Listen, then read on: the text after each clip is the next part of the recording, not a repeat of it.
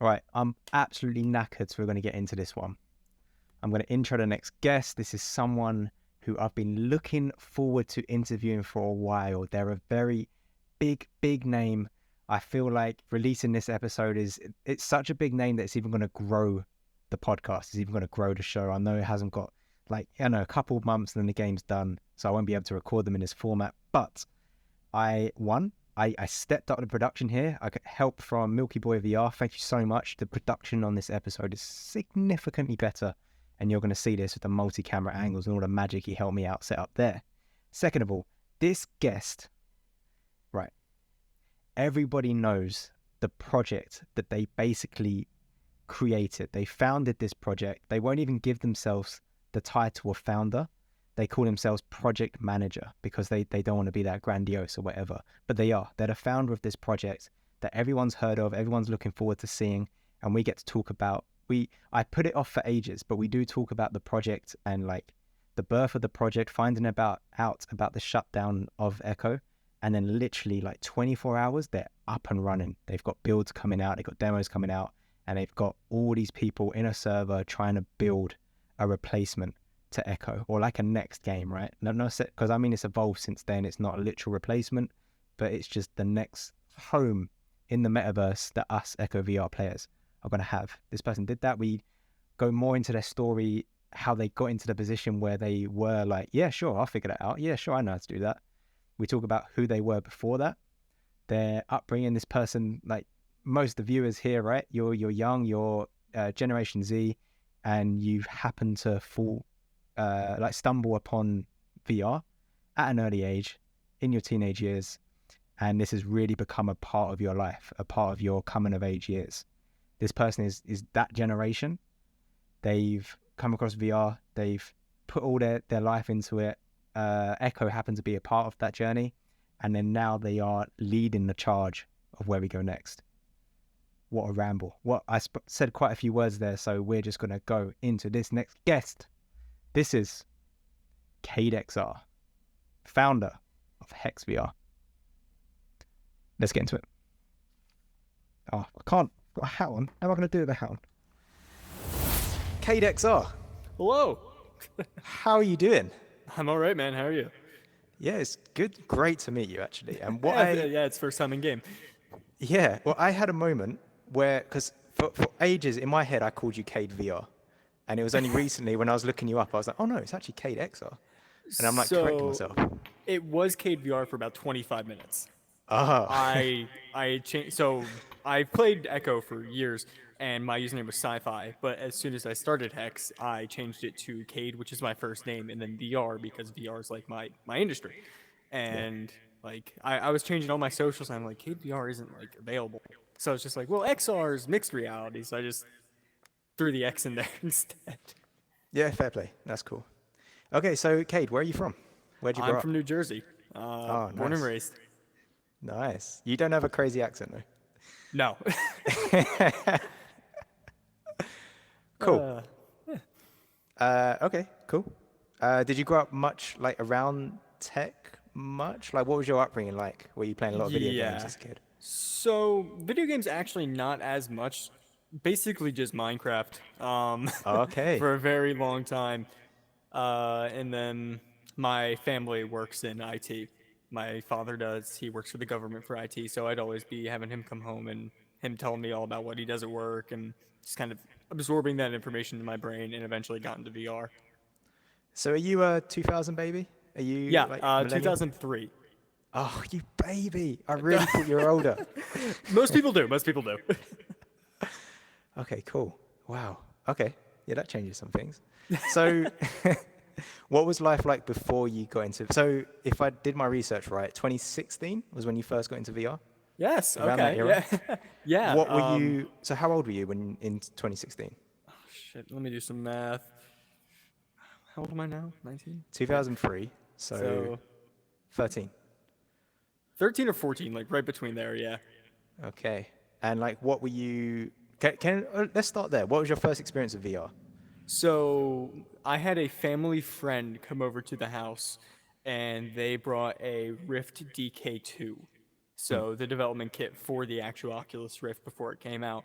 and we plugged it into, I think it was my stepfather's PC, and we just started messing around with it. I think Doom was one of the ones I played. There was this random space shooter game that I played, and I fell in love, like, just immediately. And saved up all my little pennies at 13 years old, 14 years old, probably took a little bit longer, and bought a Windows mixed reality headset, the one of the first ones that Acer? Microsoft had made. HP.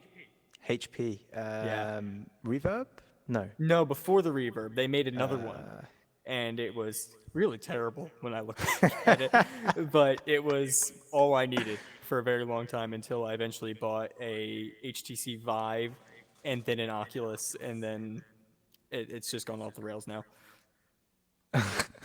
how many headsets do you own now? 8. 8. Yeah. Nice. That's awesome.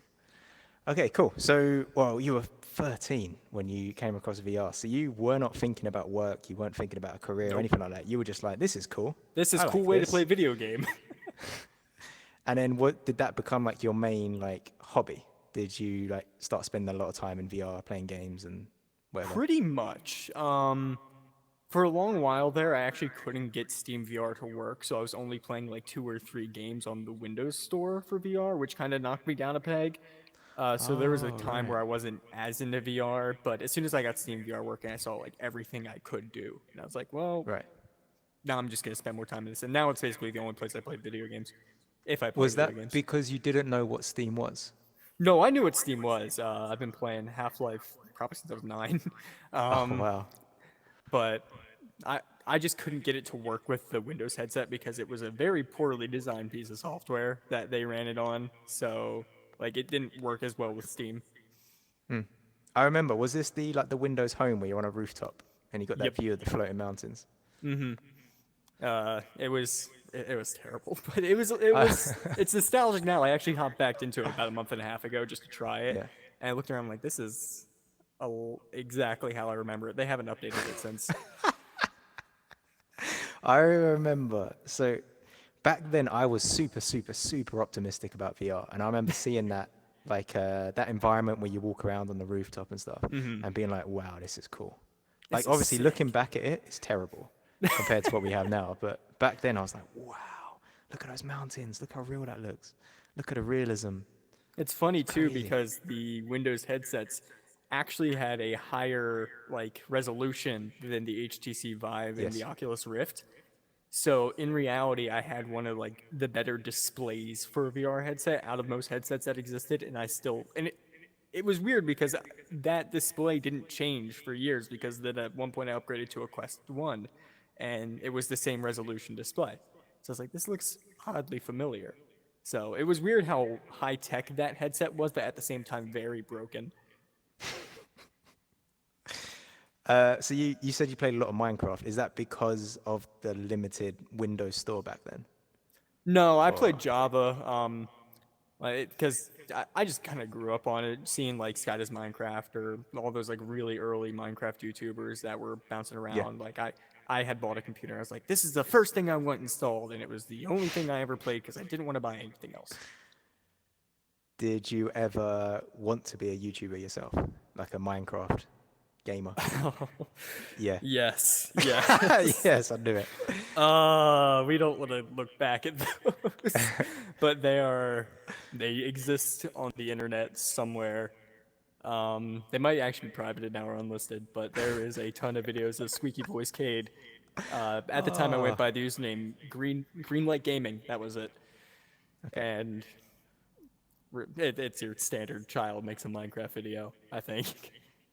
Nice. Well, I was born in '94, so what's that? Oh, 6, 7, 8, 9, 9 years old. So nearly 10 years older than you. So right. I wasn't like that wasn't my upbringing, like watching Mhm. Minecraft videos online. But then like, I did see it come about as I was, turning 18, 19. I would see the younger kids, Right. uh, yeah, be like growing up on YouTube watching these Minecraft videos, and that was like the big thing, right? It's like Do you it's remember like a big gap there. Like the not Tobuscus? Tobuscus. Oh my Yeah, God, yeah, and his whole controversy. I remember he made a I series missed about the the Aether. controversy. He like Yes. the Aether mod. That was my jam when I was younger. Oh, I forgot about him. Yeah. It's a long time ago now, It's a very more than 10 years. All right, cool. I'm doing this because I'm looking at my questions because I've actually gone off piece quite a bit. Ah, you're good.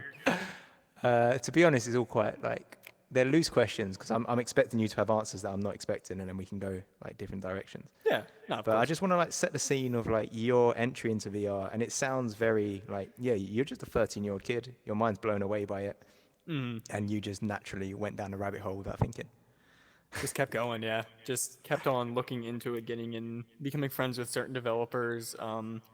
At fun fact, actually, I think I was 14 at the time when I had bought the HTC Vive.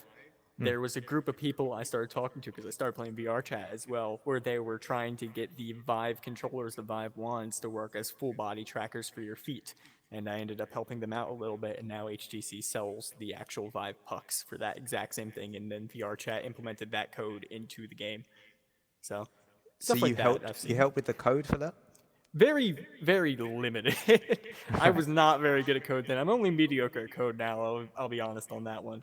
But it was just something that I like. I dipped my toes into because I enjoyed the prospect of it. Right. So it was like, oh, this is a cool idea. I want to help out with this, and then you just Yeah, figured it out. exactly.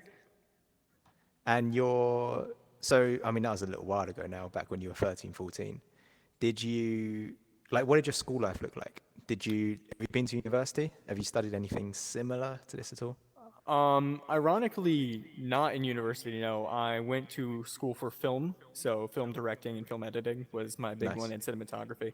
I went there for about 2 years. I actually just dropped out recently because it wasn't working out for me. Not everybody's a good student. I'm a terrible student. I couldn't sit down, do the essays. They never let me hold a camera, so I was like, okay, well, I'll make it on my own. Oh, that's nuts. It's just dawning on me. You're 20 years old and you're About to be in like a couple months. it's crazy, man. Like it's awesome that you're so like ahead of the curve in these ways. Like doing all these ambitious projects and it's awesome. You're in a I really grew good up spot. around them, the Yeah. project idea. So So you spoke about Minecraft a bit. Minecraft 2D or VR or both? I've done both. I prefer it in 2D because VR never runs well for Minecraft. The game is not built for that. Mm. Um, but I've definitely dabbled in both. Yeah. I remember playing Minecraft in VR quite early on, and it got me so sick so quick. I couldn't enjoy it. But I think back then it was a controller. I was Hmm. just using a controller, and yeah, That's the best way to VR play it. No. sickness was bad. Were you involved with any communities with Minecraft VR? Because I believe there is one. Is it like Cube something? Or am I getting that mixed up with Beat Saber? There's some No, like there's a game mine. called Cube VR. It's like a Minecraft, like similar game. Like they made it Ah, for okay. specific VR. I've tried it once or twice, and at my where I work now, we actually license that game out for users. So I've touched it a little bit more now, but I've never really played it too much. Where do you work now? I work at a company called Sector X. It's local to South Jersey, which is where I'm from, but it's pretty much just a VR event venue. So we have a Right. ton of like arenas there for specific for VR, like the free roam stuff, as well as like arcade machines for it all, like just all the toys. I think. Cool. Have you been there for a while? How did you I get into that job? actually just started a couple weeks ago. Oh, Funny wow. enough. Wow. I got into it because I was the only person who interviewed who had like any form of knowledge on VR tech support and hardware support. Yeah. You know, that is nuts that because we're in these in this community and stuff like that, we think it's really common knowledge. It's not. Exactly. It's really not. They showed me their troubleshooting guide that they had been running off of for a couple like months at that time. I was looking at them like, I don't need this guide. And half of these things aren't right. Like these are the worst ways you could be fixing some of these issues. They're like, oh, could you like if an issue comes up, do you just want to fix it? I'm like, yeah, I'll just yeah, it's fine. So the founders of that, or like your managers at that venue, are they like VR techie people, or are they more just like business people? Just an They're definitely opportunity. techier. The Okay. president, she's in the building most of the time. She is pretty techie herself. She's fallen a bit more into the like management side just because she has to. But Mm. we have two other managers. One that's just like a general manager for the building who does a lot of the like just VR stuff, and then we have an esports manager who does a lot of esports stuff. Ooh. Oh, so this is pancake gaming as well at the venue. Yeah, we have I think it's like 12 PCs and consoles just sit up for people to hop on. It's a mix of both. Nice. Cool. I'm realizing this timeline's actually a lot more squeezed than I'm realizing, because if 2016 was the time you were getting into VR, you were doing your Minecraft and the other game you mentioned, what was it, Java? Yeah, Minecraft. Oh, somebody just Oh, I Dog B just see. party invited me. Oh, no way. Go away, Spooky. Con. Oh yeah, I got one as well. He does that. It seems to be whenever I'm doing these interviews, he messages me. I was on my alt Um, earlier and he popped in. And I was just like, "Hey, Con, I don't think you noticed." so, were there any other? Because I don't want to like miss anything that you were involved with or you did before you got into Echo. So before you went down that rabbit hole of VR esports and the whole Echo world, was there anything else that like caught your eye as a VR enthusiast? 2016, 2017 time, So or I'm a big 2018. hardware guy. Okay. So I love following hardware. I actually like talk a lot to. Sadly, it's Bradley, a YouTuber. So he'll tell me a lot of the hardware stuff that's going on in the like leak field, as well as for a very long time I've just been interested in how all that hardware works and how it Yeah. like talks to software, like inside out tracking, like the controllers. That's a pretty big one that a lot of people didn't think that would work Mm. for a good amount of time. Like it was on the original Windows mixed reality headsets, and it was terrible. So nobody thought it would be like a decent idea. Now we're used to it because it's Quest. But that and VR chat, I got really big into. Basically, loving the metaverse before it was called a metaverse and before Meta ruined it. Okay, you're not laughing when I'm laughing. So No, no, no, it's true. let's let's dive into this. So what does metaverse mean to you? The metaverse is there's two different things that you can call the metaverse, and what Meta says with their like promotional isn't wrong per se. It's the idea of the internet fully connected. Like that's the first like broad idea for the metaverse, where it's just like everything in the internet is fully connected. You can pop between any device that you want, use the same account, use the same like friend system, use the same like pretty much how Google accounts actually work when you think about it is just like you log into anything with your Google account and it makes it count. It's Right. that but on like a virtual scale.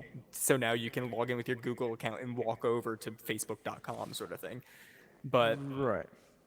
what the metaverse actually is to the users who actually like live or not live but work with this technology all the time, it's more of a just a social interaction at this point. Like it's just working with each other in a social environment, kind of like this, how we're talking in a video game or in a virtual world, and whoa, and we can go do whatever we want, and we let's say you could walk through a door over there, and we can hop into another game.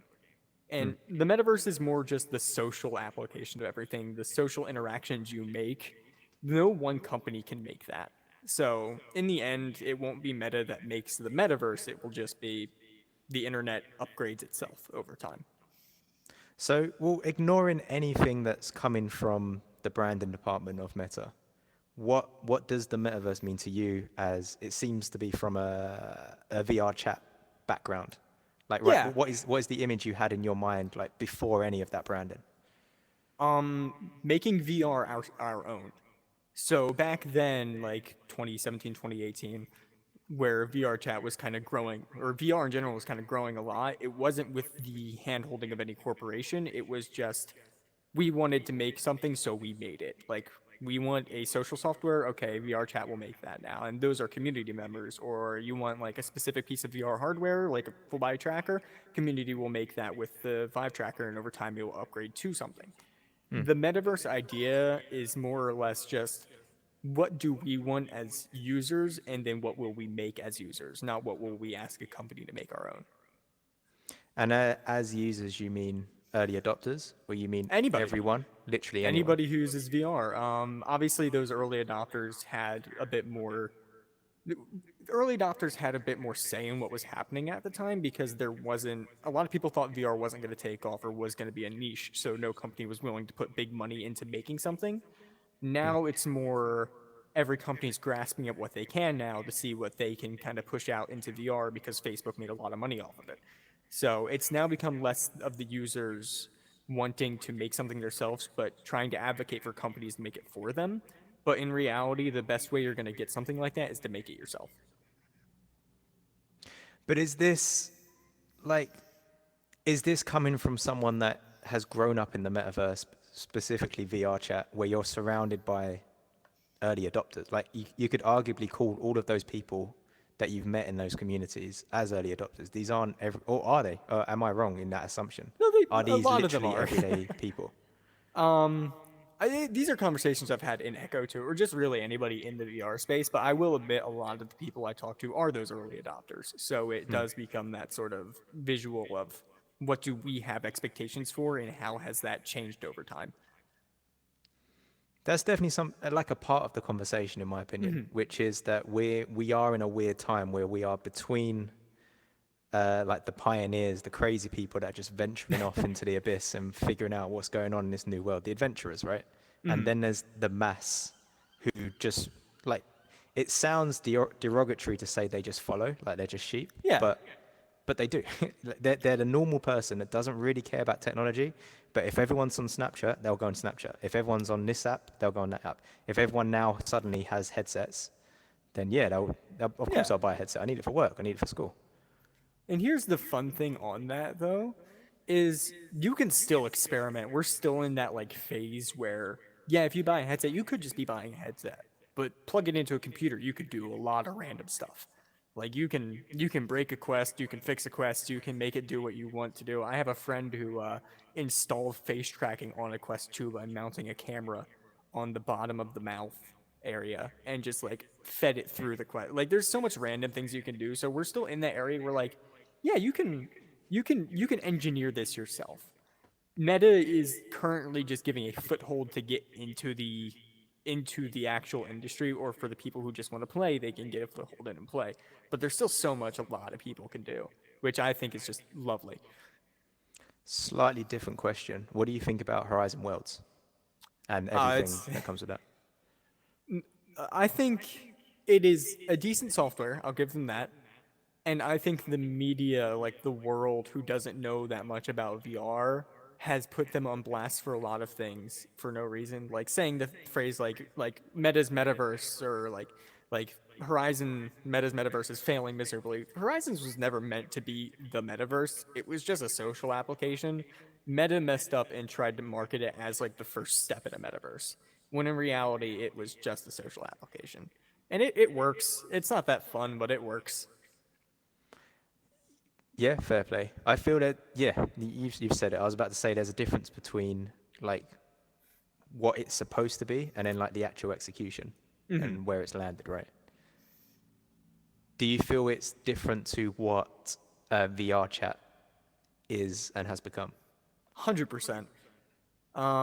Both were built with two different mentalities. VRChat was built with the mentality that you can literally do whatever. It's an open platform. It's actually closed down a little bit over the years, but you can still upload whatever you want. You can make whatever you want within reason.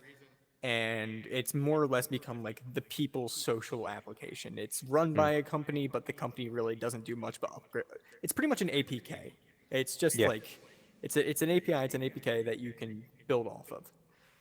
While Horizons is just Meta wanted to make a social application that they can work with all of their devices, and it kind of has just become that, where it's just like if you want to talk to somebody in the Quest, you can do this. It does feel like that is what Horizon was meant to be, but like a Facebook version of it, right? Exactly. Yeah, just a solution to what VR chat offers. They wanted to make their own, like a home brand version Yeah. of VR chat. Okay, cool. Well, let's move on. So you spent a lot of time in VR chat. That's kind of where you've built your frame of understanding of what the metaverse is, and that's how you've progressed. So Echo, did you get into that early on, or could you talk about like your first experience in Echo? So my first experience kind of bounces around. There was a time where I played like 15 matches and then put the game down because I didn't care enough for it, which was a big bad thing that I did. That was probably 2018, I think.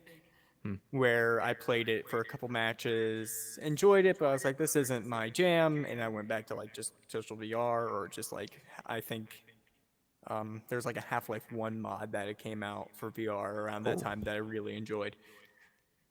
So I kind of dropped it for a bit, and then when the Quest 1 came out, I bought a Quest 1, and it was like a free app, so I was like, okay, I'll hop back into it, and I ended up not stopping, which was around the Quest beta, I think. right.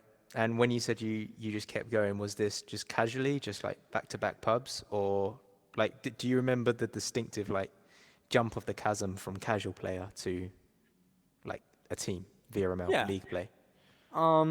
It was definitely back-to-back pubs for a very long time because I was on Quest for a very good bit of time there, and it's just like, well, it's throwing on Quest 1 was terrible. It's worse than Quest 2.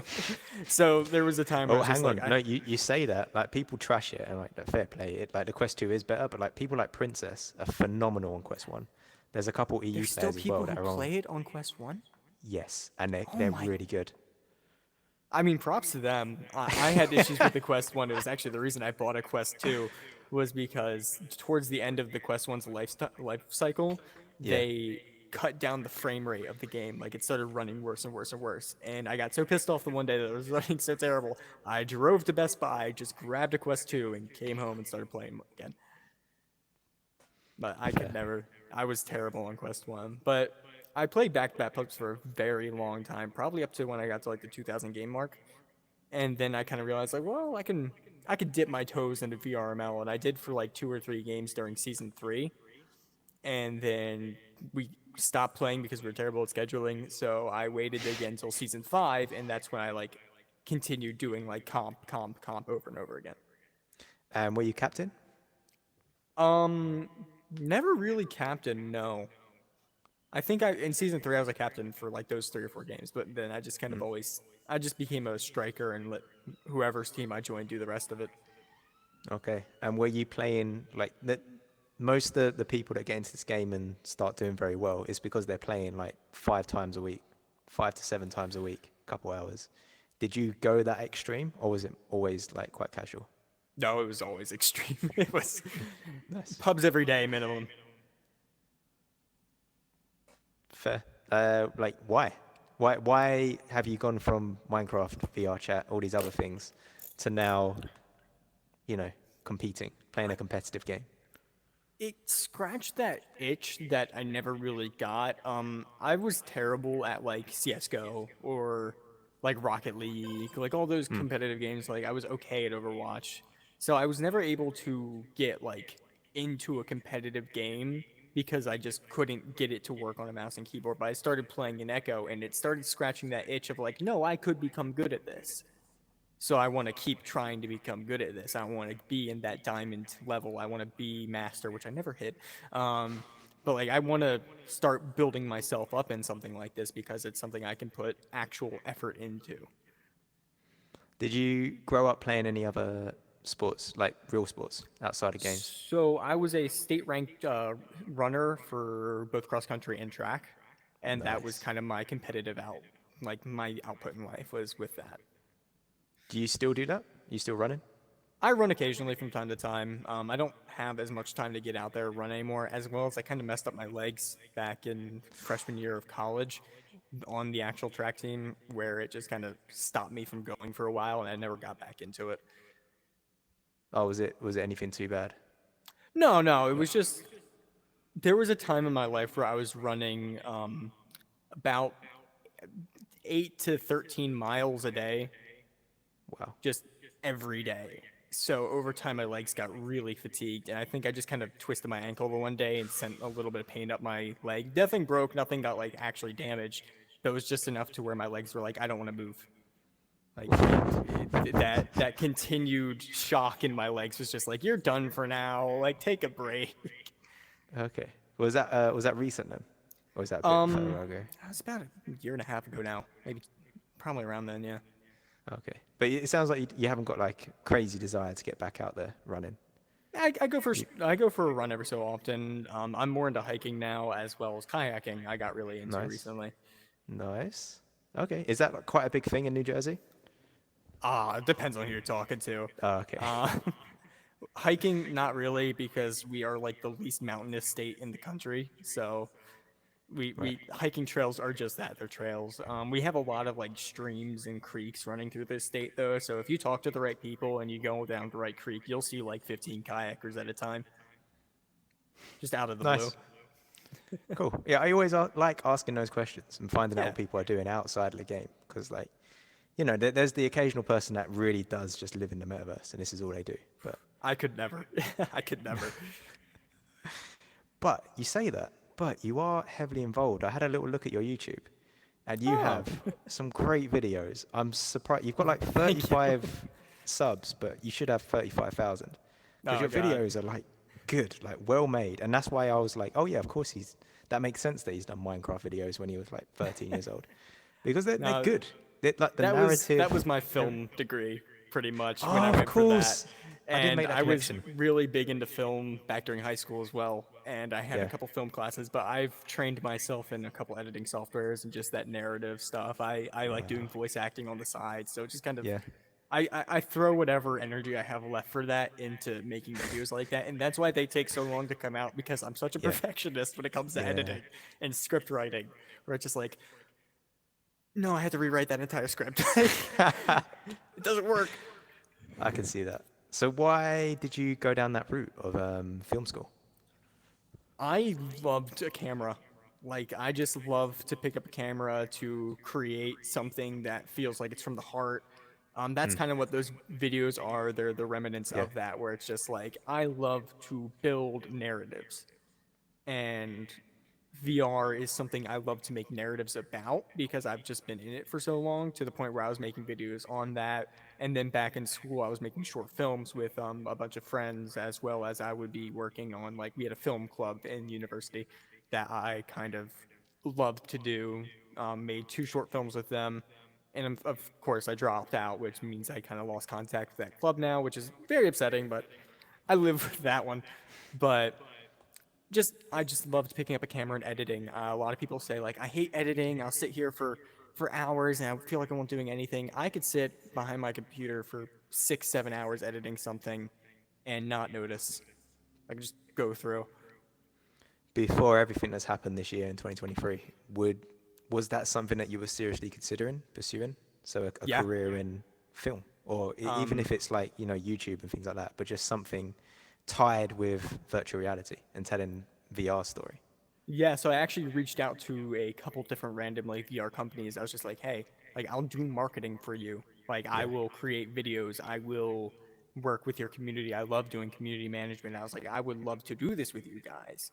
And unfortunately, it was kind of it's a niche thing in a niche space to be an editor in a tech industry because you'll find out over time that in the creative tech industry for things like game development, they already have somebody who can do editing and game development. So they're just like, well, we got this guy, so he can do it too. Like, so it was nothing I could get hired for, and especially since I was like in college for it, but never really did well in it. It was just like, well, I can't really show a portfolio because my portfolio is really terrible after that.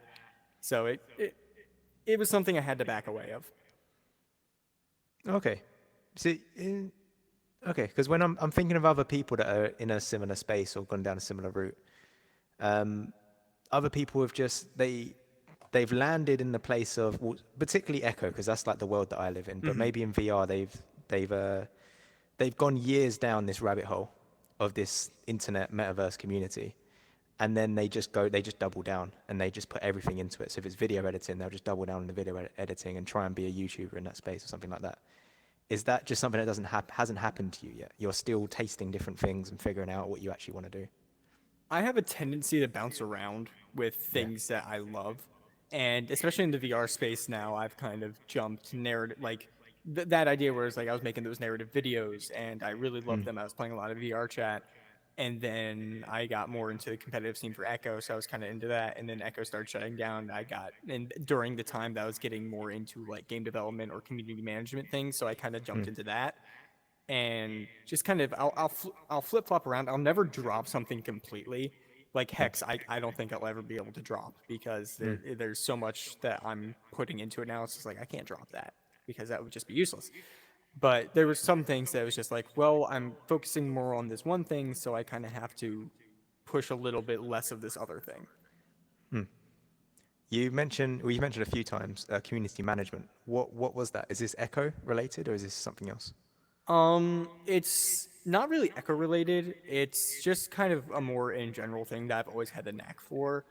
There's this one project that I'm a part of where they're animating a TV show for YouTube. It's not out yet, but I'm a voice actor for it, and over time I became like part of the directorial group for that exact animation.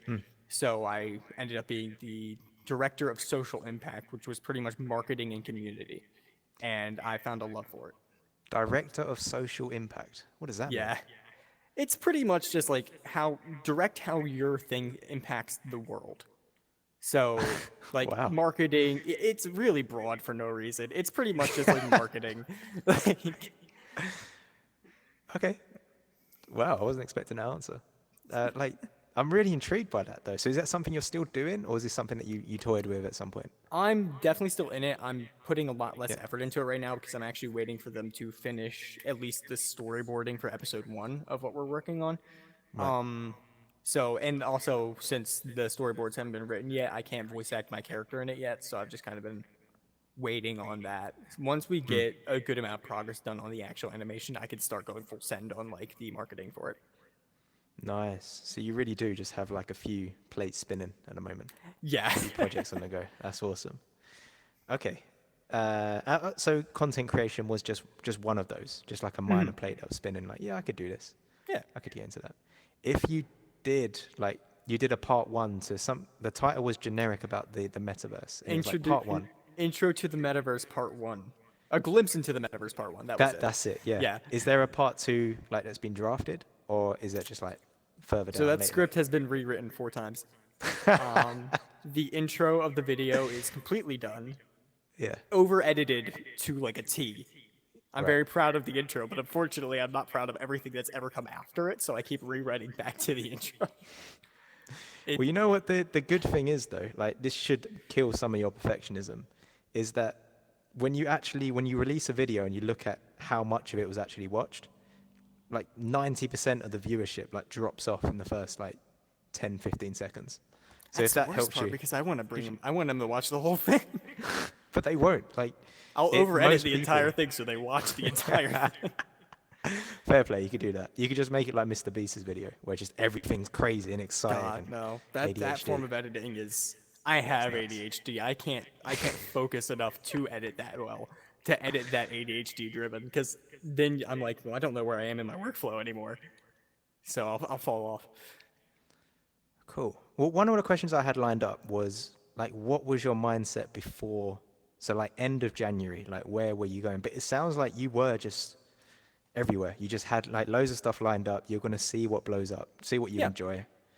And to be honest, that's the right way to go about it. If you're 19, 20 years old, 100%, you should just be trying everything.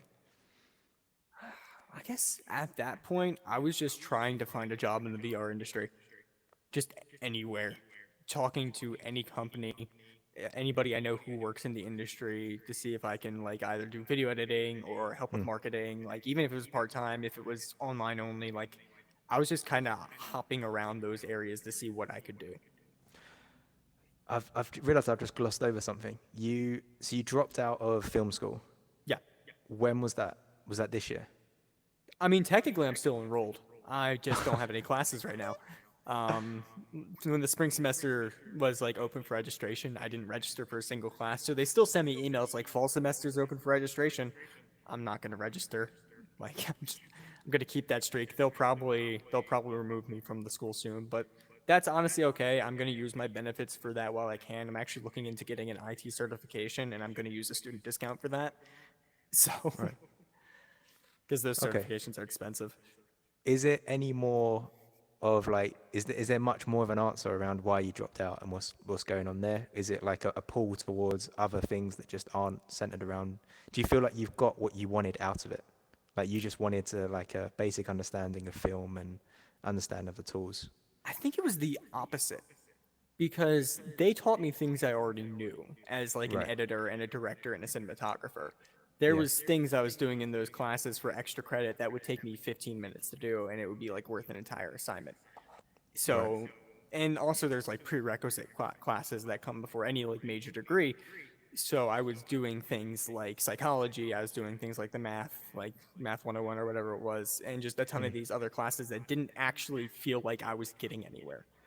And Mm. I ended up just kind of stopping working, which was in hindsight terrible idea to just stop doing schoolwork. I could have kept going if I really wanted to, but I got to a point where it's just like I've failed most of my classes because I'm just not able, like I don't see the drive to keep going towards Yeah. these.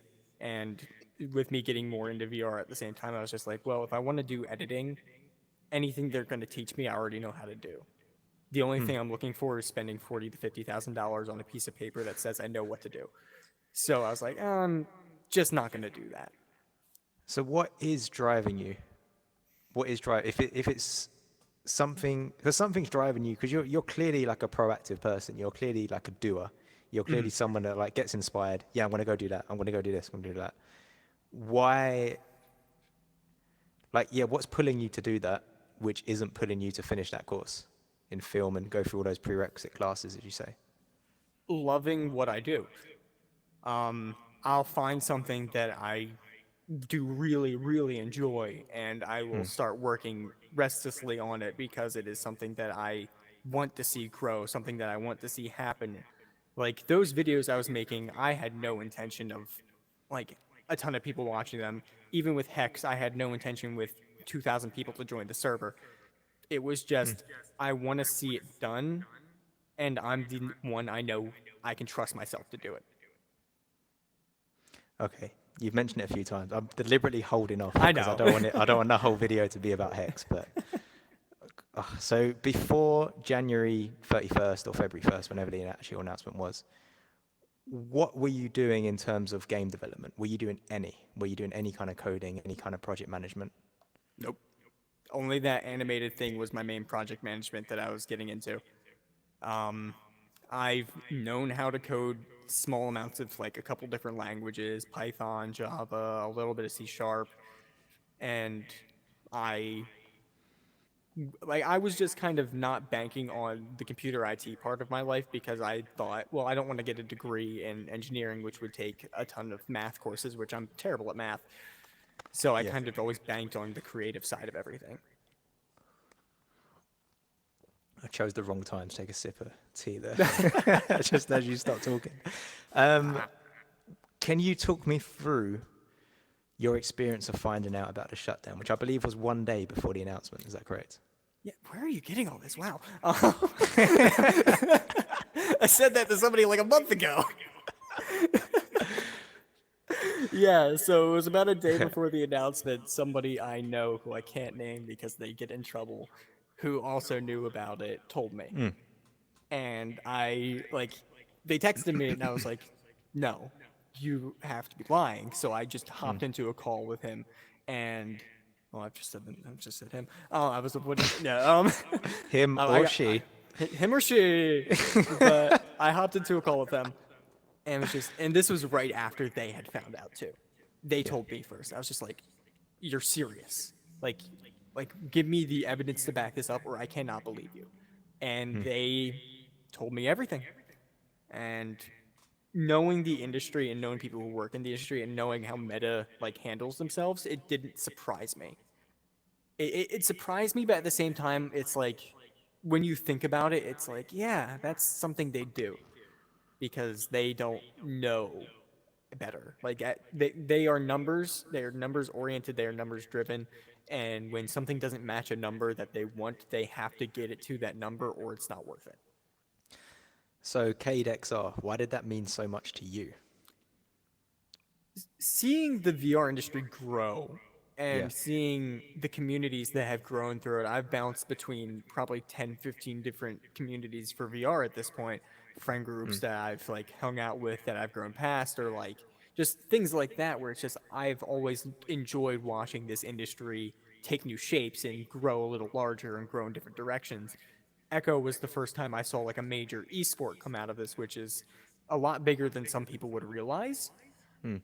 So seeing that they were just shutting it was a moment of the point doesn't make sense, but at the same time, I can see it on their end, and I just don't agree with it. You don't agree with it enough to then start a project. Like, what was the time Yeah. between your reaction and then, hey, we're just gonna build like a replacement? What So it wasn't was even this? that.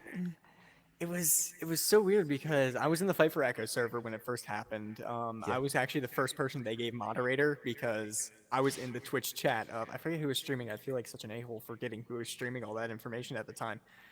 But I was Gilligan in the maybe. I think so. Yeah. It might have been That's Gilligan because he was the one that actually started the petition. yeah, it was Gilligan then, yeah.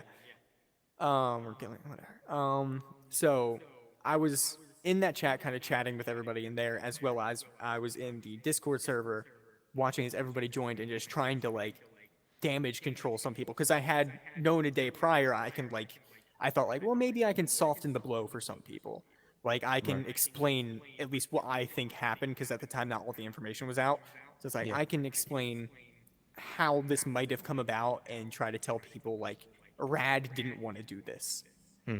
like this was likely not their decision so I think over time they just saw me trying they're just like here you have mod ban all the idiots and we were in a VC in the server, and I just kind of sat there for a minute. I was thinking, just like, well, the VR community is talented for no reason. Like, you'll meet the most random talented people in this community, in any VR community. So I literally just created a Discord server, posted a link in the server, and said, anybody who's decent at game development, come in here, we'll talk. And I think 500 people joined within a couple hours. So it was a race against the clock of just like how do I organize this so one it Hmm. doesn't look like we're like on top of everything and that we are just starting but at the same time doesn't look like just a something that's falling down which I And think worked out well. your title at HexVR is project manager, right? Mm-hmm. It's not like founder or like anything Oh. like more grandiose than that. It's literally just project manager. I try not to do that because I don't want there's people there who do more than me in my mind. Like my head Right. developer Blue and my head developer SM Simo. Um, they are phenomenal with what they do. Hmm. They pretty much built a game from scratch at one point. We had a version of the game that didn't work, and then Blue came in and fixed a ton of it and created a version of the game that was 10 times better than what we had already had. And now both of them are working tirelessly, not tirelessly, like they're working really hard to help build it up even more. So I always kind of think like I don't want to take the credit for something that somebody else is doing amazing. Hmm. Like I'm okay with just working the business side of this. I'm okay with working the management side, making sure nothing falls apart, but in the end, I can't do it without any of these other guys. So I don't want to be like I'm the CEO, I'm the founder because in the end I'm just a manager. Hmm. So you've got a server, like fresh server with 500 random people not random, but like 500 people jumping in, like figuring out, they're all bouncing across the walls, trying to figure out what's going on. Everyone's just talking, whatever. How Yeah. on earth do you organize that in a productive way and start building some demos? So one, you don't sleep at night. I did not sleep that night. It just didn't happen because there was so much. I think I did get like an hour's sleep at 5 a.m. to 6 a.m. Oof. and then I was so nervous that I woke back up and kept doing stuff. Um, so what had happened is I made more channels so it wasn't like one channel with just constant spam. I had to throw slow mode on like the main channels and I put a single announcement out saying, we are still building this server.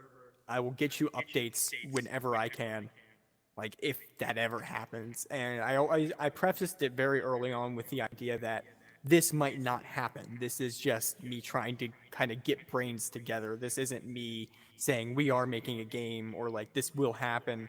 It was just let's see what we can do. Let's see what we can figure out. I had a couple developers reach out to me, mainly one named Galaxy, who is in my mind an insane person. He's very young. I think he's maybe 14 or 15 years old. And within an hour, and this helped us so much, he threw together a demo.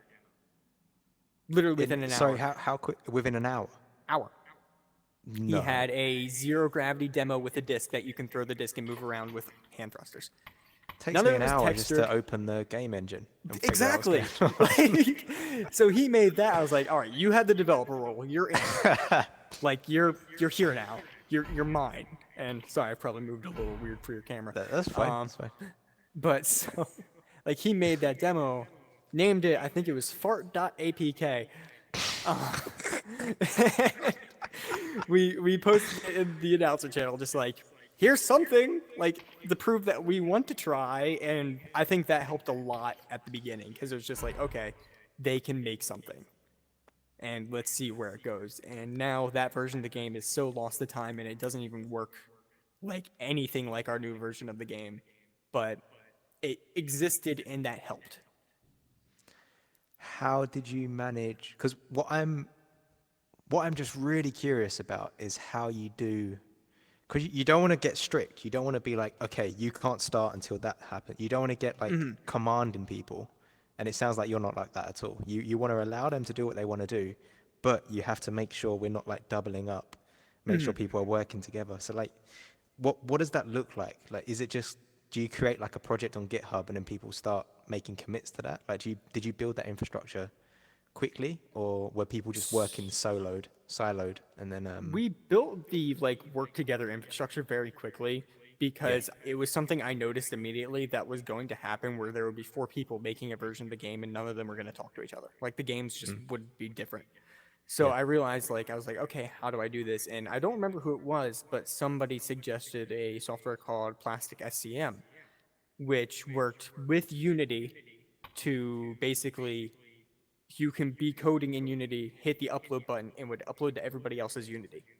So there's no like third-party connection to GitHub where you download and re-upload. Like it was just bop bop, and that helped tremendously at the very beginning because it was just a moment of we can work together now collaboratively. Like I can make an edit to the game and I could upload to you test it, and while you're testing it, this other guy can create an update based on what is wrong with your version or like what you're testing, and it can go back and we can just that's how it all started to grow. There would be moments where it'd just be like okay, take like update your Unity now. Hit the update. Okay, multiplayer works. Okay, this guy does something. Okay, multiplayer doesn't work anymore. Like it was back and forth, but over time it was a sort of like it became a treadmill or like a what's the word for it?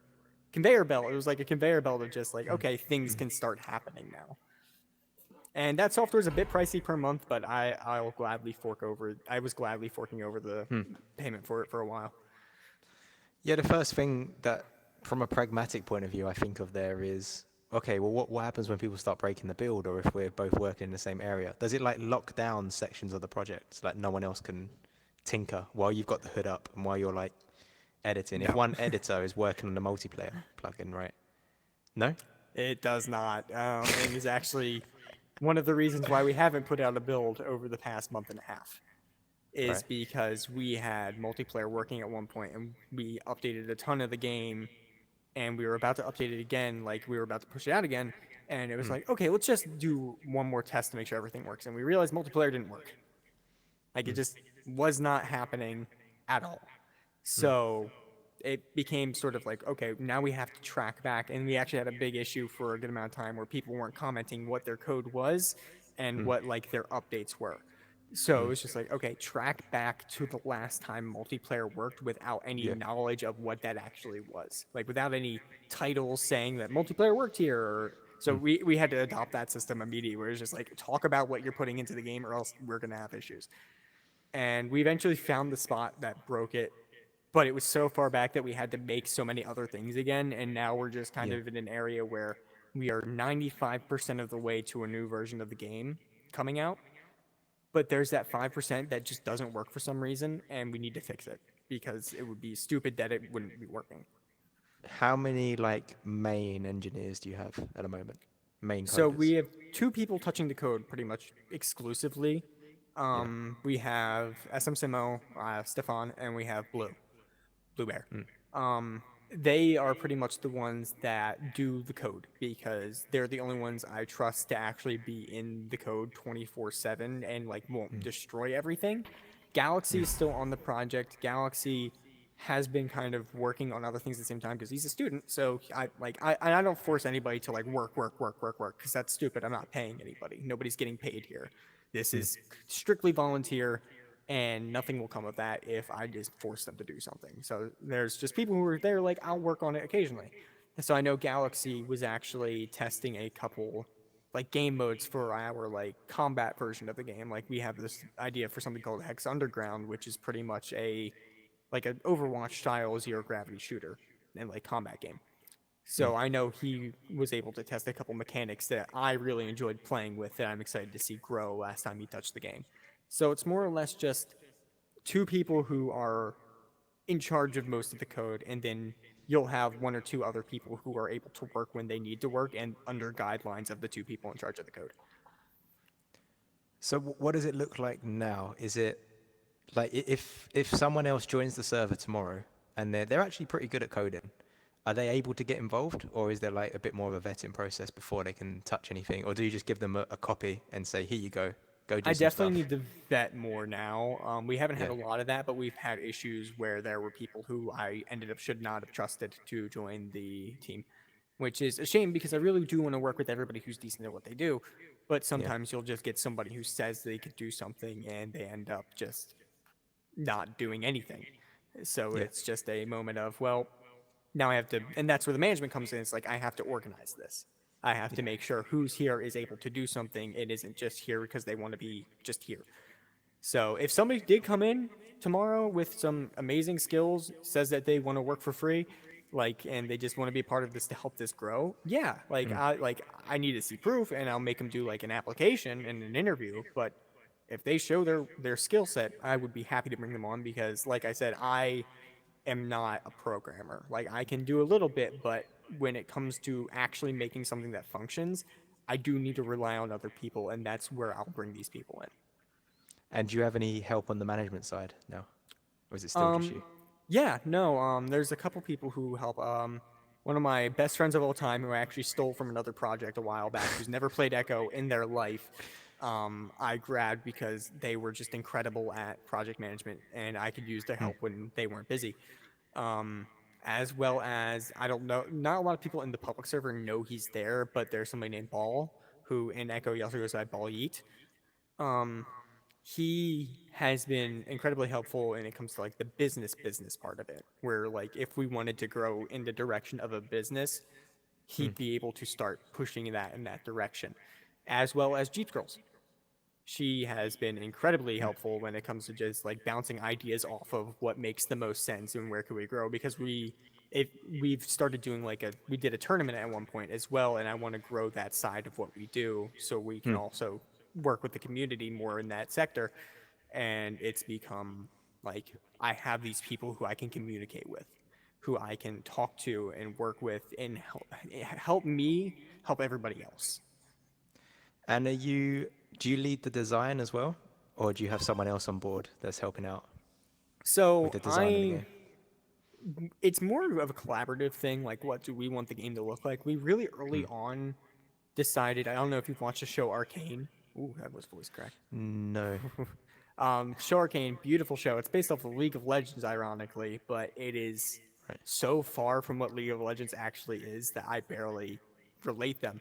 It was a beautifully animated, textured show, and it had this very regal feeling to it sometimes, where it was like these regal blues and these golds and these like these opal whites Mm. that we fell in love with these textures and these patterns, and we were like, okay, let's see if we can do that in game, and we could. So we started kind of going for that. We built our own like small just design lore about what the game is like, how it became that look, as well as we Mm. actually have something called an art bible now, which is just a PDF with a ton of information about our design like cues and how we want to do stuff like that.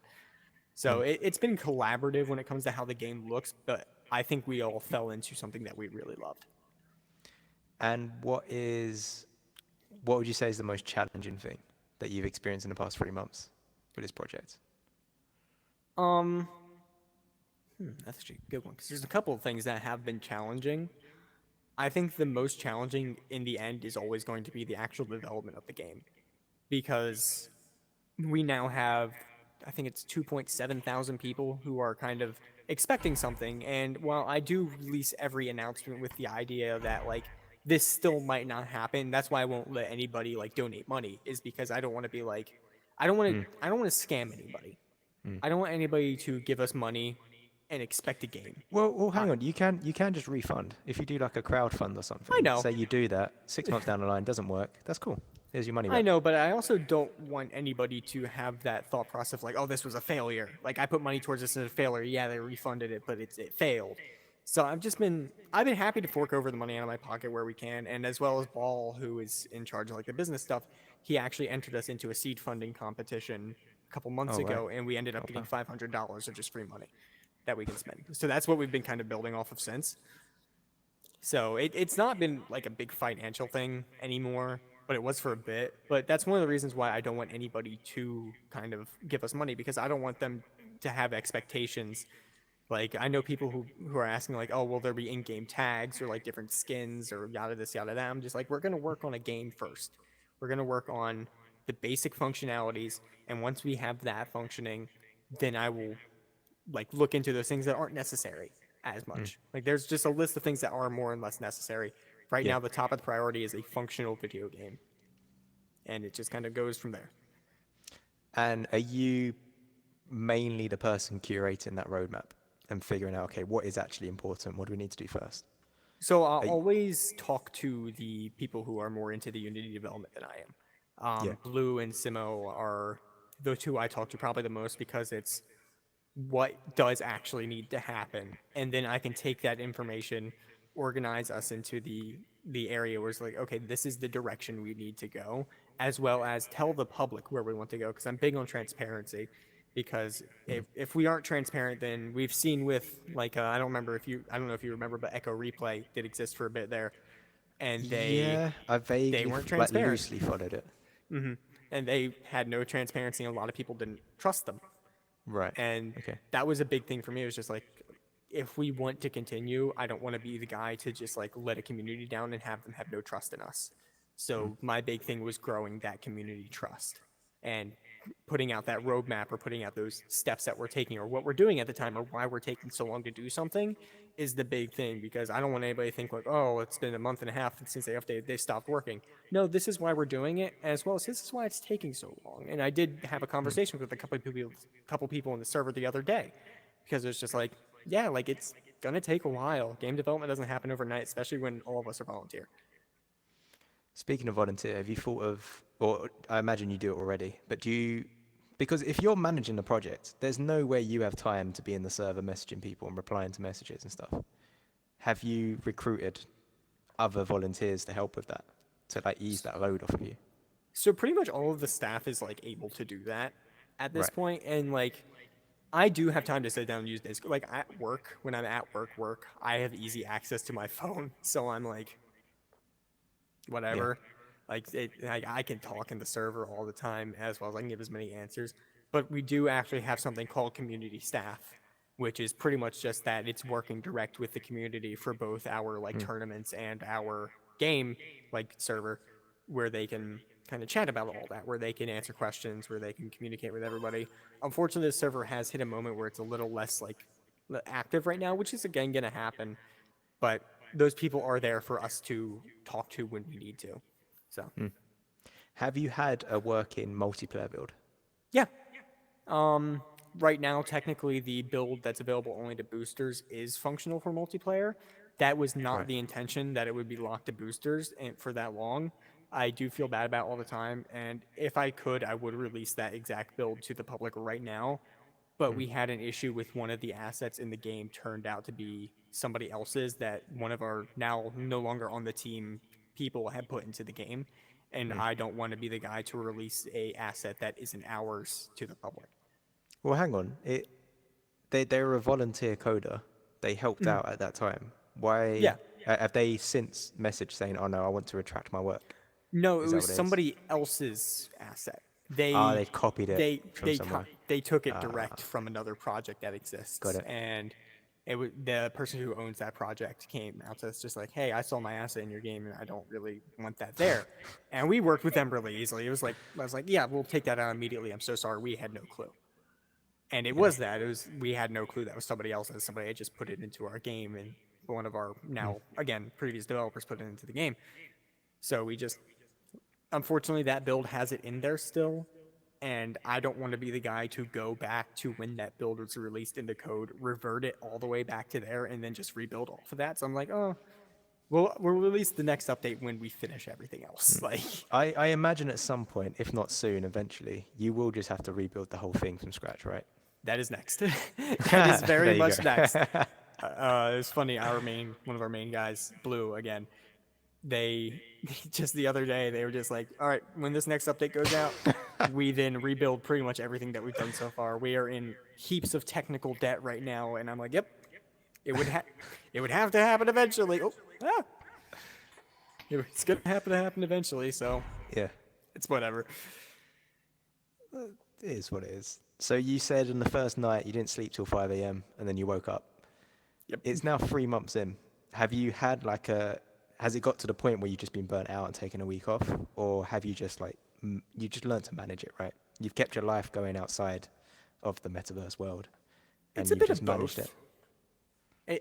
It is a bit of both. Like there are times where I get overwhelmed, where it's just okay. I need to step back for just a couple days, and luckily, this is funny, but so my girlfriend lives about a state away. It's about a 2 hour drive, and like I'll go up to her, and since I don't see her very often, I will just like go up for a weekend and then not see her for a month and go up another weekend. So I tend to go like, okay, if I'm going up to her, I don't look at Discord for that couple days. I Nice. just like I'll let everybody on the team know like I'm not gonna be here for a few days, and I take a little mental break. And that's like about once a month. That's like working out. It's now been 2 months Nice. actually. It's kind of sad, but like it normally is enough where it's just like okay, I've got a breather. I'm ready to go again. I'm ready to go right back where I was. That sounds pretty healthy. How is it when you're off for those 2 days and you're coming back and you go back online are you quite strict with that? Are you good at like, okay, block or delete app? No. I'm not on Discord. No, I'm terrible at that. There'll be times where she yells at me. She's just like, "Why are you on Discord?" I'm like, "I'm sorry, I'm nervous." Oh, dude, I don't want things to you've fall got to apart. delete Discord for the I did weekend. the You've got to one weekend. uninstall it, and I you've did got for the one to weekend, give and I didn't Blue or sleep one whoever, night. give them your phone number. So like, if They it all have actually my is an number now. emergency, yeah, if it's an Yeah. emergency, they'll let you know. But otherwise, just off. They'll Yeah, let you know on Monday. I've started doing that now, but it was for a while. I was just looking at them, just like sneaking my phone out of my pocket, looking at it real quick, like nothing's exploded, nothing's exploded. Okay, put it back. Nobody saw. Go to the bathroom, check Discord. Did you have any like entrepreneurial, like what's the word? How do I phrase this? Have you? Because some people grow up and like, for example, Corn Dog B is a great example. That's someone who clearly is going to be like a CEO at some point in their professional career. That's someone who's just going to lead. They think differently and they also execute. I'm getting that vibe from you. Have you been told that first of all? And does it just make sense in your mind personally? I've had people tell me that. I don't always see it because sometimes I feel like I'm just doing my thing. Maybe I haven't made a connection yet, but for the time being, it's just like I'm doing my thing. Now that I do work more in VR, though, I'm starting to see the path I want to take, which is working in VR either for a company or for my own company, which yeah, if Hex goes well enough, then like, yeah, that could be my own company.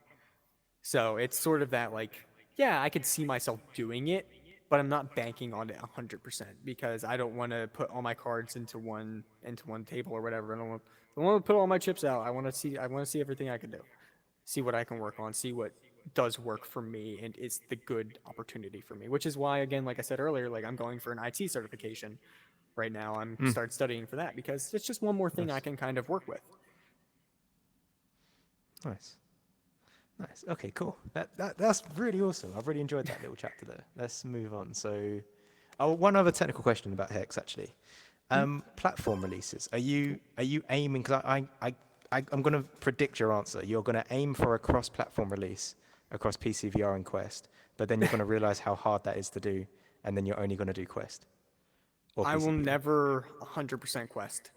Okay. As somebody who plays more PC VR than anything, I Yeah. don't see like because again, I'm in with those communities of like those enthusiasts and those veterans who want things to come out on PC.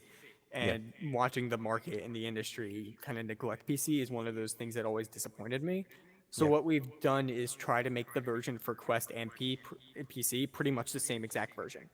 Right. Like there is minimal differences. Sure, graphics on PC will be a little less because of it, but the Mm. idea is that we can build one for Quest and then we can go right ahead and build one for PC at the same time, and then just pop them both out at the same time.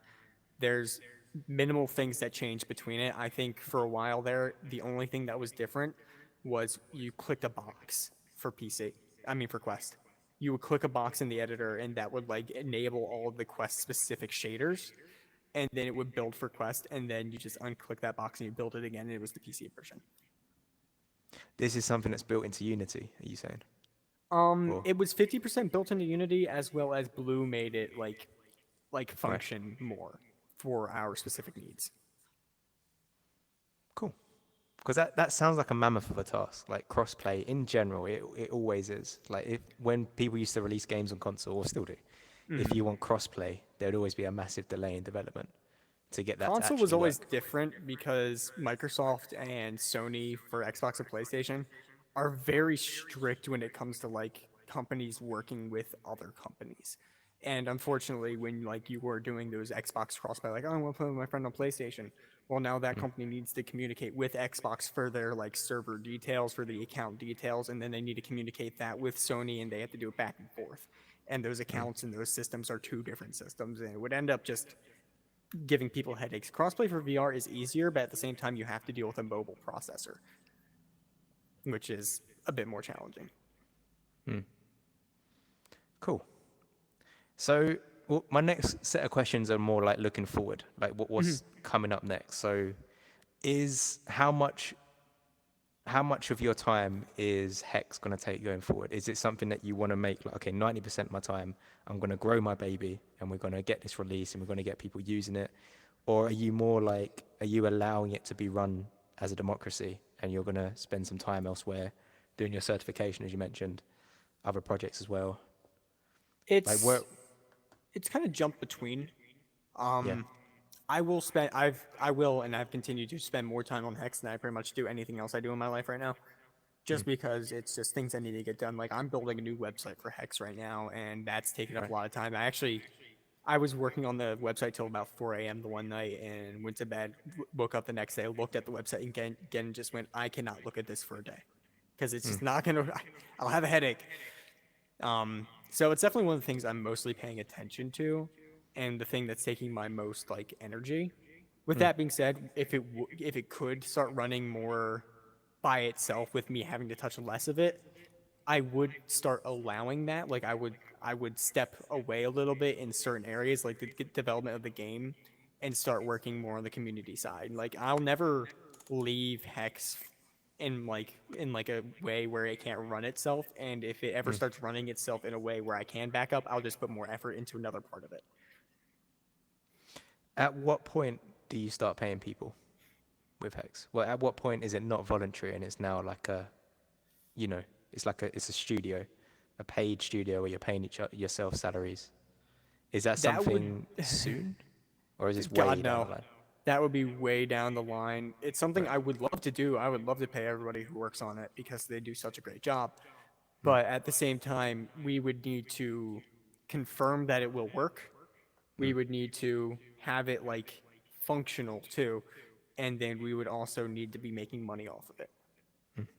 which is a bit of a difficult thing with the VR industry as well with being an indie game. You can't one of my favorite things, one of my mottos that I actually Hasco even said was a good motto the one day was you can never expect to make money as an indie developer in the VR industry. You have to be willing to put your time and work into it to grow what you love. And that's kind of what Hex is at the same time, where it's just, yeah, I'm okay with losing money on this to grow part of the industry, and everybody else who works on it is okay to lose their time on this and just be volunteer to help grow the industry and the project itself. If it one day becomes popular, costs like $15, $20, and like, you get the same exact size player base as Echo does, then maybe, yeah, then I could start paying developers and start paying people who are working on it. But with that does come like a lot of legal things that you now have to do hurdles of that I haven't wanted to put the time and thought process into yet. Yeah, I feel that is from where I'm sitting, that seems like a challenge that's like on the horizon for you. Because Yeah. you've got a project that's been community built. At some point, you need to transition into a way where you can legally start making money, and you're not going to have some random developer you had 6 months ago come along and say, "Hey, where's my money? I helped with this. I made Yeah, that and one asset." we've slowly transitioned to a more business-like structure as well internally, just to keep things like that from happening. Every new person who works on the project does actually now have to sign like a form, and while it's not legally binding, it is like an agreement in case of anything does happen. Where if you leave the project, you will be credited for your work and you can request that your work be removed, but at the same time we can deny that request if the work was a big portion of the game. And they sign it, they agree to it, and again, it's not legally binding, but it is sort of that, like, they understand what is happening. And we will credit anybody who worked on it because they did help, even if it's just in a part of like, thanks to for this asset, this asset, this asset, like it will be in the credits sort of thing. Where else are you like stuck? What else do you need help with, like going forward? I want to start building the esports scene of Hex Okay. as well. We're and like I'll tell you this, we are going to transition to, like, obviously, like I said, that business standpoint. And since we just ran our first tournament, we're going to upgrade our like system when it comes to tournaments. And I want to create like an esport org in a way for it. Okay. And that's like one of the things I'm working on. And do you want to bleep something out for effect in this video? I'll tell Sure. you. You just gotta Yeah. bleep it out for effect. Sure. I'm the company I work at. We are working towards setting up a LAN event, Oh. for Echo Okay. towards the end of Echo's lifespan. So that's one of the things that I want to start growing is that esports side of everything, so we can see what's going to happen next. Okay, so everything you want bleeped out there, how do you want to do it? Do you want it just like it goes mute, it goes really quiet, and we hear like elevator music? I mean, if you want to do Or the do you funny Anthony Padilla thing where it's just a big black bar over the face, it's just like you hear the word LAN, and then you have your reaction, and it just bleeps out that word. Okay, yeah, we'll get creative. Perfect. We'll do that however you want it. So yeah, that's amazing. So that is a priority because I would have thought that'd be way down the line. You'd be thinking about competitive. You just want to work and build first, right? A multiplayer build, and then you want to have it set up so that you can be monetizing as soon as reasonably possible. So the thing I noticed that we had a kind of a blessing for that every indie game studio wishes they had, which was a user base. A lot of times you'll have people like create a game out of love and then they will be stuck without users. We kind of skipped that step very like luckily, like all the cards fell into the right place and people trusted us at the right time, where it was just, well, now we have users here, but they don't have anything to do. So I want to start like running tournaments and like leagues in other games. That way they can be with us and we can grow ourselves as a community organizer Okay. and build a game on the side. Basically the all-in-one perfect creation, and this is like the craziest thing I've ever thought of, and I don't know how it's going to work still, but just the all-in-one creation of an esport group that also makes a game for esports, where it's like perfectly sandwiched together. You can play our game, you can play other games, and it's all related to us, and we'll create whatever you need to do that. Cade, you have tons of ideas. Do you have like a Robin to your Batman? Do you have someone just to like bring you back down to earth and like get stuff done? Pretty much everybody Finish on the these team. projects. And Yeah. honestly, I'll do it to myself too, where I'll like Yeah. I know this esport thing is like a year away, like fully. Like I'll start laying the building blocks just to get Yeah. it started, but in the end, it's something where it's like, okay, well, there's things we have to do, and I only have so much time to do it. So I'll knock myself down sometimes too. If you get me on a day where I'm feeling really energetic, then I'll be like, oh, I'll do this, I'll do this, I'll do this, and then the next day I'll just be like, yeah, no, we have to do this first. We have to do this. Like it's a lot of that, and the team will also be like, okay, well, Cade, you have an idea here, and we have to do this first. And I'm like, yeah, you're not wrong. But I think that's the beauty of how we have everything set up is we can start working towards those goals now if you Mm. do it correctly. Like that esport thing, like you said, a lot of people would say like do that after you build the game. But I think we've kind of split ourselves up into two different discernible groups now where it's like, yeah, you can have people working on the game. You can have the middleman, which is me and like two other people who kind of communicate everything between, and then you can have a group over here working on esports stuff. Mm. And it can all grow concurrently, and one of them is going to grow faster than the other, and that's okay because this will still be allowed to grow and people will still know what it is. And how on earth are you managing all of this? Do you have like a Trello board? Do you have like an agile project management software with all of A this on? lot of Discord channels Yeah. with just information. A lot of files on my computer that are just my own like organizational stuff that I keep, Mm. and then just letting people know who need to know what's going on. So like we have leads, we have people who are Mm. in charge of certain things, and like I communicate with them all the time so we all know what the next step is no matter what. And then I work with them too, like with certain things that we want to do. I'll have an idea and I'll say like, what do you guys think about this idea? And they'll tell me yes or no, like this isn't a good idea. And then we can work together and build off of that. Mm. How many active people do you have involved, like staff? Just in general for like the entire staff, Like that you'd consider like at least half time. Like they're putting in a good 10 hours a week. I would say probably around like 10 to 12 people who are Okay. putting like that much effort. It might be a little less right now because it's final season. So I know there's people who are like, doing finals things or doing real life things who have real jobs that they need to attend to. And again, that's fine because that's your priority and that's fine. For me, I put maybe 30 to 50 hours. I mean, it really does fluctuate between 30 to 50 of just things I'm doing for Hex a week where it's just, yeah, well, I'll put this in because I can do this and I'll work on this solo until somebody else hops in and they can help with it. And then I can help them with whatever they're working on too. When you were 14 and you were putting on that Windows headset and you're on that rooftop and you're experiencing VR for the first time, did you have any idea you'd basically be running an organization with like No. 20 people? No, not at all.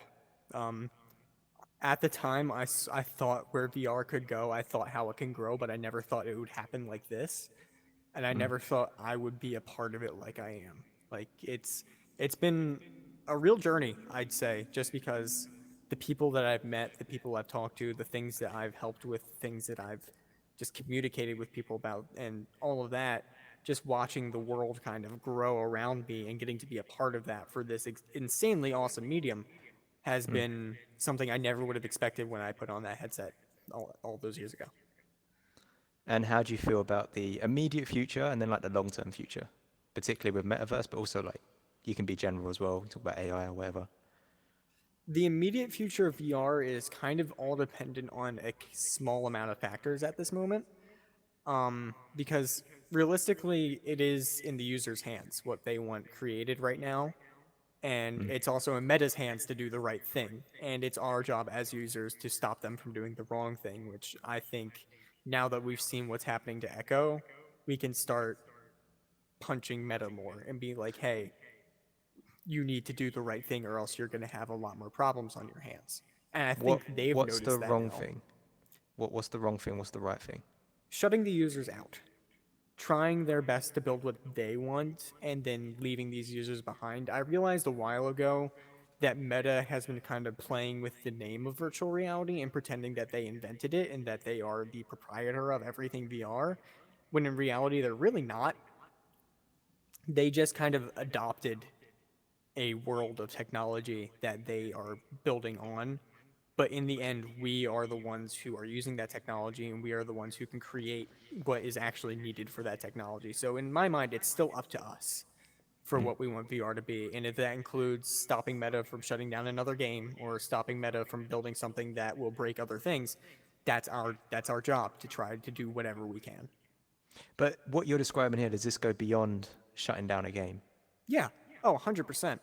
It's with what with what happened with Echo, that's like the first step of watching VR either grow or crash.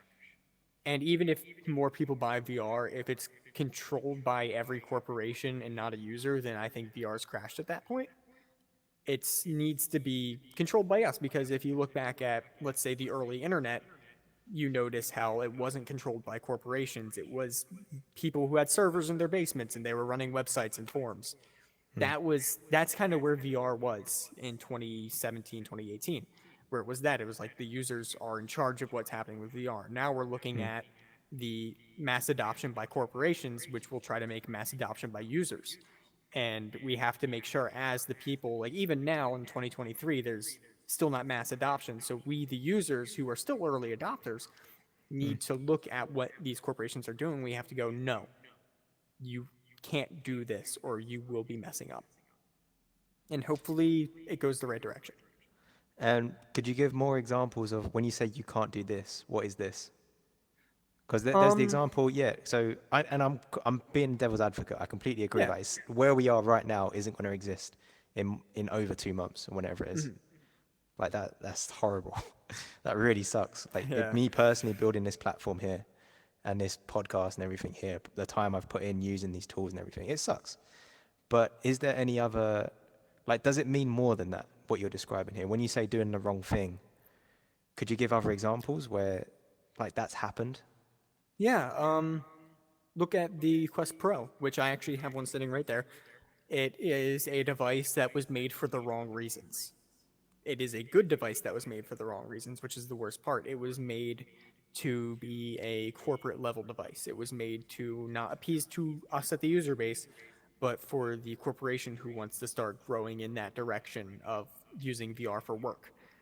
They realized when that wasn't selling, or that wasn't selling well, that they needed to drop the price and market it towards users, which is what they've now done more of. They dropped the price to $1,000 from $1,500, and they've said, like, look at all these cool things you can do on the Quest Pro that you can't do on the Quest 2. So Right. things like that, where they try to appeal to different markets, and you always are going to have to try to appeal to different markets, but you shouldn't try to change your entire workflow for that. You should always try to appeal to the market that is most profitable to you, but also the market that you have the most users, because if you don't do that, then you will lose those users. Sorry, could you say that again? Because that went over my head a little bit. Yeah, you can't create something for and like neglect your current market of users, Okay. if like just to try to get into a new market. If you look with the Quest Pro, they tried to create a device that was specifically just for that like corporate level market, Yeah. and that if they didn't back down on that, that could have made the entire market of us the small time users very upset, where they're like, oh, well, now they only care about corporate. They're not going to keep on working on what we want them to work on. And now they're going to just abandon us, which is the thought process that kind of happened with the whole metaverse thing, where it was just like, oh, well, now they only care about making money off of businesses and they're not going to care about the user. They had to back down on that. And it was good that they backed down on that, because we, as the users, told them, hey, you will lose us. You will not have your same user base, and you won't grow a bigger user base by doing this. And they realized it, and they kind of backed off a little bit. When you say they backed off a bit, what do you mean? They dropped the price of the Quest Pro, and they Right. scheduled a game showcase. Oh yeah, that's true. That's soon, right? Is that Yeah, June? next 1st month. of June. Oh, what? It's the same weekend as Denver LAN. Are you going to Denver? I'm not. I'm too far from Denver. I wish I could. Cade. I was going to. I really wanted to. And I actually even talked to VRML to see if I can get a booth. It's too expensive. But it was expensive. Sucks. But I'm going down to Virginia with a ton of friends that same week. So it was like, well, I can only choose one. And if one's going to be a lot cheaper and I can't afford to spend that much money, because I'm working 25, 30 hours a week, like it's Yeah. not enough for me. Like I got bills to pay. So it became like, okay, I could drop $2,000-$3,000 to go to Denver LAN, or I can hang out with my friends for a weekend and just see how everything goes. Like it was whatever. $2,000-$3,000? Flight, room, the booth I wanted, obviously attendance at the LAN. Right. Like it would have added up really quickly. Okay. Oh, that sucks. That really sucks, man. I was hoping to Yeah. meet you out there. I'll send you a shirt. No. Okay. It is what it is. Okay, this is unprofessional of me, checking my notes. But I don't want to miss any of the good questions. Now you good. Got a good one. Got a really Ooh. good question. So we've spoken a bit about Apple. Sorry. I've just ruined the question. I was going to say, we've spoken a bit about Meta. You already know what the question is now. We've spoken about your strong opinions about, well, I mean, they are the monopoly. Meta have put so much because of their size, they can. They're a social media company that have just gone like, right, they've done the jump. They're trying to future-proof themselves. When social media as we know it will be dead in like 5-10 years, they want to make sure that they've got a good hold on Yeah. where they need to be in the future. So Mark Zuckerberg's gone like, right, let's go. We're going like billions of dollars into this. We're going over there, and it might not work, but fuck it. If we stay here, we're gonna die. So let's go. Yeah. Let's go. Let's go. Let's go. That's what he's done. Personally, I think it's awesome. I think like he's made a gamble, and I kind of hope it pays off. But some of the damage he's done on the way is he's raised this industry up, and now it's just not the same as it was. And I think there's a Yeah. lot of what's the term? Like growing pains, and like us being nostalgic about 2016, even though now it's 2023. Like Yeah. it's nearly a decade. It's they took that gamble, and honestly, VR wouldn't be what it is today without them taking that gamble, obviously. And as well as VR would never have grown without a company taking that gamble. So I do applaud them for that. They've made VR the most accessible it ever could have been. Every Quest 2 and Quest 1 they were selling was at a loss. They were losing money every single time because they wanted that user base. Now it's just the idea of, do they use that user base correctly? Do they do it right? If they do it right, then it was worth a gamble. If they cater towards their users, if they care about their users, as well as if they grow this industry in a direction where more users can join, yeah, that's good. But if they grow it in a direction where it's just like, well, we've sold these headsets, but now nobody knows what to use them for, then they've kind of failed their gamble. So it's up to them what's going to happen. As of right now, they've done good. And I do appreciate that every time. They've obviously had their falters, they've failed on so many things. But I think them doing it is a sign to other companies that they can start caring more about VR. Nice. So I was going to say, some people compare Meta as the Apple of VR, right? I don't know if you've seen that as a throwaway quote Yeah. before. While other people say that Meta isn't the Apple of VR, Apple is the Apple of VR. They just haven't released their headset yet. What are your thoughts on what's to come from Apple? I don't know if you're like a headline reader and you've read any of the rumors around that kind of stuff. I know quite a bit of the specs about what they're likely going to put into it. I know what their idea is, even the price point they're going to try to hit. It becomes the game of how are they going to handle it?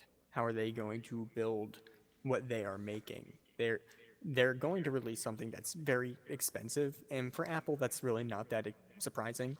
It just becomes, if they fail, VR will crash. Like, no company will trust it. No company will look into creating new headsets or like expensive software that was VR only. And we'll kind of go back to that time where it was just the Quest 1, where it was just like, yeah, one or two companies are trying to build something, but they're not fully into it yet. So Apple's kind of the swaying point, I think, for the future of VR.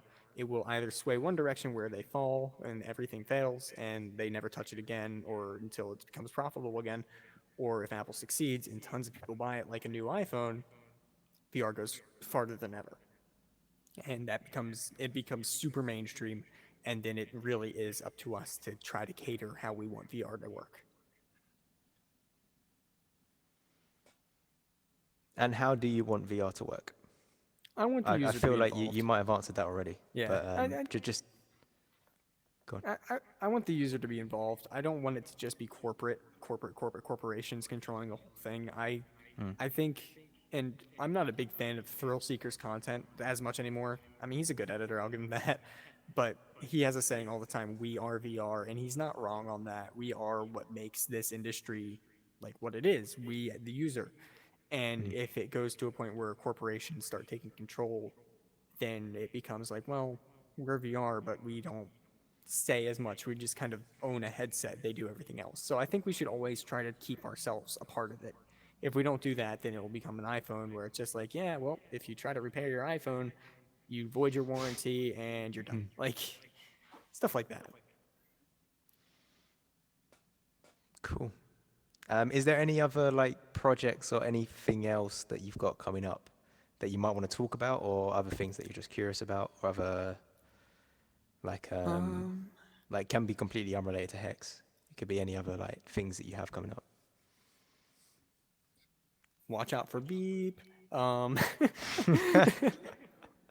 That's really the only thing I'm like working super hard on right now is organizing that, getting my company, the one that I work for, to like be on board with hosting that sort of thing, or like working on that sort of thing with us, and just kind of growing that, because I feel like if we do something like that, that one like really solidifies us as a organization and not just a group of people, but as well as it solidifies trust in what we do. Because it's like, yeah, these are people who want to see the world grow. And I know like a lot of people trust us, but at the same time, nothing hurts more than like having people trust you even more is something that is always just a useful thing to have. Because if you don't have trust, then nobody's going to like continue to care about what you're building or to continue working with you. So I think that's what we model ourselves off of. And also looking forward, how are you? So now we're 2 months off of the shutdown for Echo. How are you feeling about that personally? And then how do you feel about it from a professional standpoint regarding Hex? I will miss it deeply. The friends that I've made here, the competitive time, the fact that I'm at 4,918 games, so close to that 5,000 mark. I gotta hit it. Those hours that I've put into it, because it is a lot of fun, and it scratched that competitive itch. So it will be a shame to see it go. And on a professional standpoint, it will still be a shame to see it go, because there's all these people who I work with or who I talk to all the time because of Hex that come from Echo, and it will be like a blow, because it will just be, well, the thing that brought us all together is no longer here, so what do we continue to do? And I'll continue on the path that we're already going on, which is work on Hex, work on creating that esport org, and just kind of building ourselves up to be separate from what Echo was, as well as try to create a home for the community. Beautifully put. Wow. I try. All right, Cade, we've been going for a while. I've got one more question I'm going to ask, then we're going to finish this up. Chip or no chip? This is a test to see if you've watched any of the other episodes. Probably not. You haven't made it to the end. No. So at the end of the... I failed. I should have said chip. At the end of most of the interviews, I say chip or no chip. And I'm essentially saying, would you put a Neuralink chip into your brain and connect to the metaverse at a neural level? So cut out my failure. No chip. No chip. No chip. I like my free time. I like going out into the middle of the woods and just camping. I like hiking. I don't want to have a little notification pop up in my eyes and be like, oh yeah, go do this. No, I want to chill. So never, or just for the time being? I'd say never. I don't trust it. Never. What if everyone's doing it? What if you need one to travel, like a vaccine, and everyone's like, okay, you have to get this chip? I mean, if I have to, then I have to. Like, if it's something that physically humans won't be able to live without at some point, then like I guess I would. Like, if it's something that controls the world, I'm gonna be upset about it. I'm gonna try to like hack into it to make it not do as many bad things. But if I have to get it, I'll get it. But until then, I'll chill without it. I'll put a headset on. I'll put a pair of AR glasses on. But yeah. That is a fair answer. Thank you, Cade. Thank you for your time. It's gone quite a while here. I mean, we've covered so much ground today. There's so much we've spoken about. Oh, it's 4:51. Yeah, you're a very busy person. I really appreciate you taking the time. And yeah, I'm sure I'll see you around. Yeah, I appreciate it.